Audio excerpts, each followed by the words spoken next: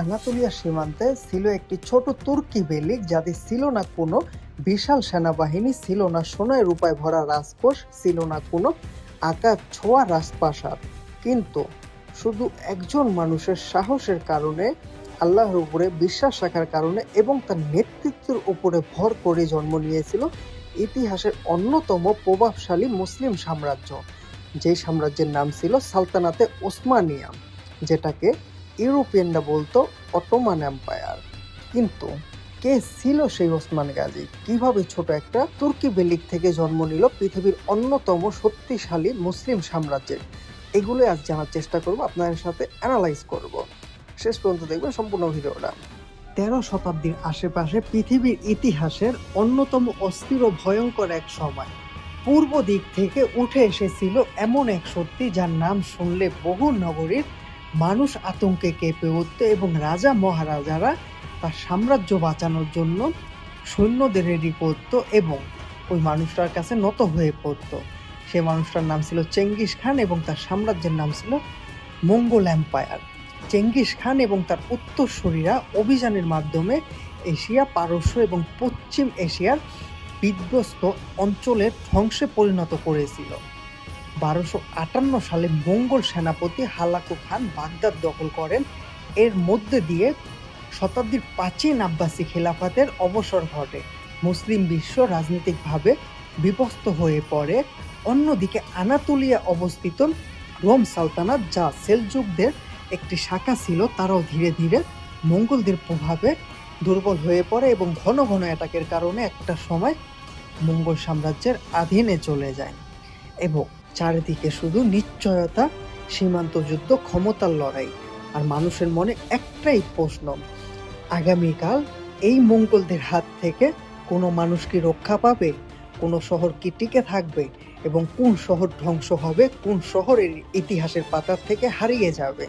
পশ্চিম পাশে ছিল Byzantine empire, যেটা প্রায় গেছে 800 থেকে 900 বছর ধরে স্থায়িতভাবে বিশাল এলাকা জুড়ে দাঁড়িয়েছিল।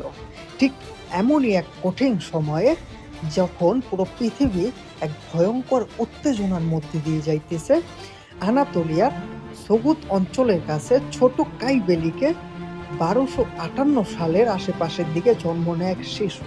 সেই শিশুর নাম রাখা হয় ওসমান। এই ওসমানের বাবার নাম ছিল আত্তুরুল গাজী।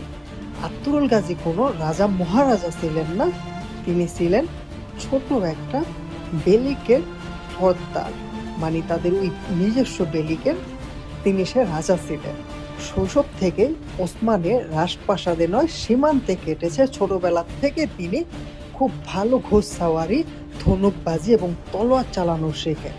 কিন্তু ওসমান গাজী শুধু যুদ্ধ নয়, শিখেছেন নেতৃত্ব, শিখেছেন ধৈর্য।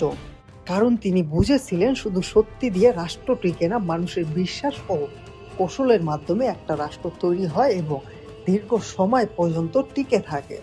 এবং একটা কথা মনে রাখবেন, ওসমান গাজী এমন একজন মানুষ ছিলেন যে কখনো কোনো বড় সিদ্ধান্ত হুট করে নিতেন না, কোনো যুদ্ধে হুট করে জড়িয়ে পড়তেন না। সে সব কিছু পরিকল্পনা করে কৌশলের মাধ্যমে করতেন। এই জন্যই ওসমান গাজী এত বড় একটা সাম্রাজ্যের প্রতিষ্ঠিত করেছিলেন। ইতিহাসে একটি বিখ্যাত কাহিনী আছে। শেখ আদাব আলীর সঙ্গে সাক্ষাতের পর এক রাত ওসমান গাজী স্বপ্নে তিনি দেখেন একটি চাঁদ শেখ আদাব আলীর বুক থেকে উঠে তার বুকে প্রবেশ করলো।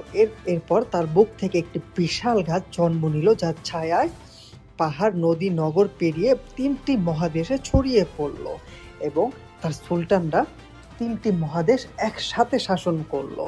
অটোমানদের ইতিহাসের এই স্বপ্নকে ভবিষ্যতের সাম্রাজ্যের প্রতীক হিসেবে দেখা হয়, যদিও আধুনিক ঐতিহাসবিদদের অনেকে এটিকে প্রতীক কাহিনী হিসেবে বিবেচনা করেন, আবার অনেকে এটাকে সত্যি বলেও বিবেচনা করেন। আত্তুরুল গাজীর মৃত্যুর পর ওসমান গাজী কাইবেলিকের নেতৃত্ব গ্রহণ করে। তখন তার সামনে ছিল কঠিন বাস্তবতা, একদিকে শক্তিশালী বাইজেন্টাইন সীমানা, অন্যদিকে রাজনীতির অস্থিরতা। তার মধ্যে কিন্তু তখনও মঙ্গলদের খুব ভয়ঙ্কর প্রভাব ছিল এবং বিশাল এলাকা জুড়ে তারা বিস্তৃত ছিল। কিন্তু ওসমান গাজী ছিল একজন সাহসী যোদ্ধা, ছিল একজন কৌশলী নেতা। তাই তিনি কোনো তাড়াহুড়া করেনি, কোনো পদক্ষেপ তাড়াহুড়োর মাথায় নেয়নি। তিনি ধীরে ধীরে সীমান্ত ছোট ছোট দুর্গ জয় করতে থাকে, গুরুত্বপূর্ণ পথ এবং কৌশলগত অঞ্চলে নিয়ন্ত্রণ নিতে শুরু করেন। এই ধৈর্যই তাকে অন্য নেতাদের থেকে আলাদা করেছিল। 1302 সালে বাইবেসের যুদ্ধ ছিল তার জীবনের অন্যতম গুরুত্বপূর্ণ যুদ্ধ, যেটা বাইজেন্টাইন সম্রাটদের বিরুদ্ধে বিশাল এক যুদ্ধ ছিল। বাইজেন্টাইন সম্রাট ওসমান গাজীকে এবং তার বেলিককে শেষ করার জন্য প্রায় 2000 থেকে 3000 সৈন্য পাঠাইছিলেন এবং ওসমান গাজী মিলিয়ে ঝিলিয়ে 5000 সৈন্যর আশেপাশে করেছিলেন। এবং ওসমান গাজী প্রথমবারের মতো এত বড় একটা যুদ্ধে বিজয়তা হয় এবং জয়লাভ অর্জন করে। এই যুদ্ধে শুধু বাইজেন্টাইন বাহিনীদের পরাজিত করেনি, পরাজিত করেছিল এক বিশাল শক্তিকে। এবং এই যুদ্ধে বাইজেন্টাইন বাহিনীদের পরাজিত করার পর আশেপাশে বহু যোদ্ধা তার পতাকার নিচে এসে আশ্রয় নিতে শুরু করে এবং বহু বেলিক তার নিয়ন্ত্রণে চলে আসে। তখন অনেকে বুঝতে শুরু করে এটি শুধু একটি বেলিক নয়, এটি ভবিষ্যতে একটি রাষ্ট্রে পরিণত হবে। এখন প্রশ্ন, ওসমান গাজী অটোমান এম্পায়ার শুরু করছিল কত সালে?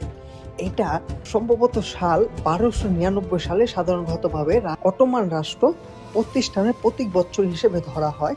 হ্যাঁ, ওসমান গাজীকে নিয়ে যে সিরিজটা বানানো হয়েছে কুল্লুস ওসমান, এবং অনেক ইতিহাসবিদ অনেক ঘাটাঘাটি করার পর এই একটি সংখ্যা পাওয়া গেছে। সেখান থেকে শুরু হয় ইতিহাসের নতুন অধ্যায়, অটোমানদের অধ্যায়। পরবর্তীতে তার ছেলে ওরহান গাজী সেই ভিত্তির উপরে আরো শক্তিশালী রাষ্ট্র গড়ে তোলেন।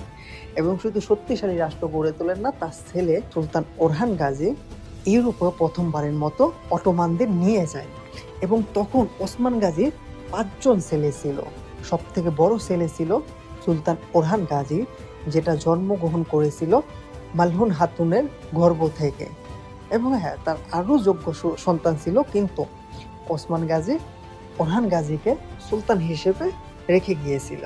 এবং ওসমান গাজী অনেক বড় সৈন্য নিয়ে শুরু করেনি বা অনেক বড় কিছু নিয়ে শুরু করেনি, ছোট একটা এলাকা থেকে, ছোট একটা বেলিক থেকে শুরু করে একটা রাষ্ট্র তৈরি করেছিল। আজও তুর্কির বুস্তা শহরে ওসমান গাজীর সমাধি দাঁড়িয়ে আছে একজন মানুষের স্মৃতি হিসেবে, যিনি প্রমাণ করেছিলেন একটি মহান সাম্রাজ্য সবসময় বিশাল শক্তি দিয়ে শুরু হয় না, কখনো কখনো তা শুরু হয় একজন মানুষের সাহস, ধৈর্য, অটল বিশ্বাস এবং আল্লাহর উপরে ঈমান।